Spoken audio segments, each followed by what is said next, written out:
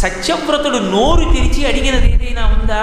పరమేశ్వర దర్శనం అయితే ఈయనే మత్స్యమూర్తి అని గ్రహించాడు. నాకు మోక్షం ఇయ్యని కానీ, నాకు ప్రళయంలో కూడా బ్రతికుండేటట్టు చెయ్యని కానీ సత్యవ్రతుడు ఏమీ అడగలేదు. ఆయనే చెప్పాడు, 7 రాత్రుల తర్వాత 8వ రోజున ప్రళయం వస్తోంది, నువ్వే ఔషధీ మూటలు సిద్ధం చేసుకో, సప్తర్షులు వస్తారు, నావ నిక్కు అన్నాడు.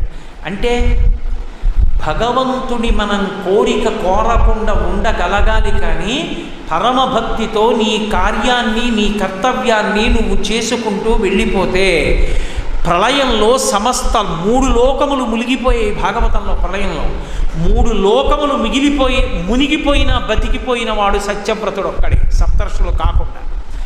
బ్రతికించడం కాదు, వినడానికి ఎవ్వరూ లేనప్పుడు విష్ణువు గురువై కూర్చొని బ్రహ్మజ్ఞానాన్ని ఇచ్చింది ఒక్క సత్యవ్రతుడికి.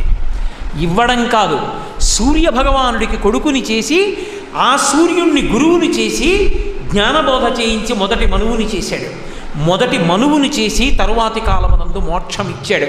అంటే భగవద్భక్తిలో నువ్వు భగవంతుణ్ణి అడగగలగడం నీకు చేత కాదు. శంకర భగవత్పాదులు అందుకే తీర్మానం చేశారు, ఈశ్వరుడు నీకు సముద్రం ఇవ్వగలడు, నువ్వేమడుగుతావు? నీటి బొట్టు అడుగుతావు, అడక్కన్నారు. అందుకే నువ్వు అడక్కు ఈశ్వరుణ్ణి, భక్తితో నిలబడు చాలు. నీకేమి ఇవ్వాలో ఈశ్వరుడికి తెలుసు. ఆయన ఏమి ఇవ్వాలనుకున్నాడో అది నీకు ఇచ్చినప్పుడు నువ్వు చిరస్థాయిని పొందుతావు. నువ్వు అడిగితే నువ్వేమడుగుతావు? అల్పమైన కోరికలు కోరుతావు. అడగకుండా భక్తితో ఉండడం నేర్చుకో. ఏ స్థాయిని సత్యవ్రతుడు పొందాడో నువ్వు ఆ స్థాయిని పొందుతావు. ఇన్ని రహస్యములను ఉటంకించింది కాబట్టే ఈ మత్స్యావతార ఘట్టాన్ని ప్రతిరోజు ఎవరు చదువుకుంటున్నారో, ఎవరు ఆ సత్యవ్రతుణ్ణి తలుచుకుంటున్నారో వాళ్ళందరికీ కూడా పరమపదాన్ని ఇస్తాడయా అంటారు. ఎందుకని ఆఖరణ ఇంకా 7 రోజులలో ప్రళయం వస్తోందనగా ప్రళయ జలాలలో తీసుకెళ్లి బ్రహ్మజ్ఞానం ఇవ్వగలిగినటువంటి పరాత్పరుడు నీ మిగిలిన జీవితంలో భక్తి జ్ఞాన వైరాగ్యములనిచ్చి అంత్యమునందు ఆఖరి ఊపిరిలోనైనా బ్రహ్మజ్ఞానాన్నిచ్చి ఆయన నిన్ను మళ్ళీ పుట్టవలసిన అవసరం లేని స్థితికి ఎత్తగలడు.